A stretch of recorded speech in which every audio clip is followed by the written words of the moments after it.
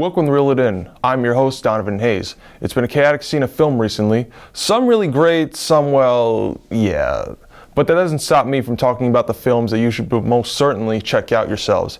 Here are the best and worst movies of September and October. There were some surprisingly bad films that came out these last few months. Films like Gemini Man are no exception to this statement. A terrible script combined with terrible visuals make this one of the worst action films of the year. Even worse is Countdown, the big throwaway mainstream horror film this year. This concept has really overstayed its welcome.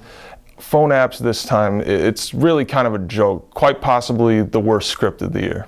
A major disappointment for me is The Goldfinch, starring a huge variety of great actors from Ansel Elgort and Nicole Kidman. This is based off the 2013 novel of the same name, chronologically rearranged to make it seem more interesting, and it just does not work. From the director of Brooklyn and the writer of a pretty good film, Frank, I just don't know what happened. Basically one of the most racist, sexist, intelligence insulting films I've ever seen. I don't even want to talk about it. Finally, the most laughable movie of the year, coming from director Fred Durst, starring John Travolta, The Fanatic. This is so bad, but it's honestly hilarious to me. So many bad decisions going on behind the scenes here, clearly. The script, just watch the movie. This is the only film here that I'm recommending for everyone to watch. Otherwise, yes, this is the worst movie of the last 2 months. Maybe the worst movie of the year. Moving on to the more mediocre films of the bunch, we've got It Chapter 2, a disappointing sequel to one of the best horror films of the last decade. It Chapter 2 excels in acting. Every performance from James McAvoy, Jessica Chastain, and Bill Skarsgård as Pennywise are all great. The biggest flaw about this movie is the runtime. This movie did not need to be 3 hours long. At the 2-hour mark, I just wanted to fall asleep. Not that bad otherwise.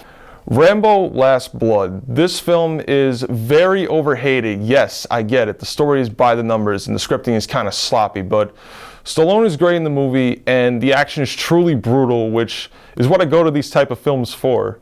All around, it's fine. Not the best animated film I've seen, which is shocking considering the type of things you can do with characters like the Addams Family.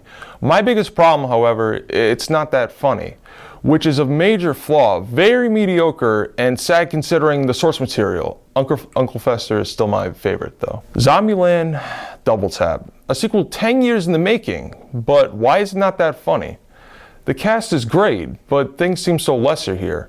Not the movie that I was hoping for. Better off watching something more funny. Now we have the films I think are great, definitely worth your time and money.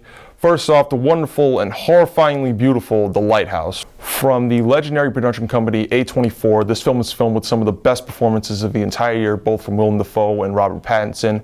This is a gripping movie and definitely worth everyone's time.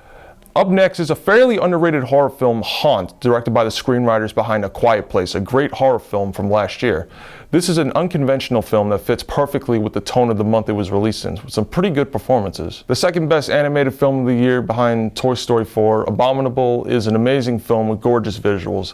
There is such an amazing story going on here. Themes of losing and finding, sad revelations coated over a beautiful tale, and we have another great film in the DreamWorks vault. Taika Waititi continues to be a masterclass in hilarity. What We Do in the Shadows, Hunt for the Wilder People, and Thor Ragnarok. With Jojo Rabbit, he has done it again, and he plays a character whom no one should root for, but is incredibly hilarious in the film, and all the performances are great as well. Finally, finishing off the segment of Reel It In, Joker.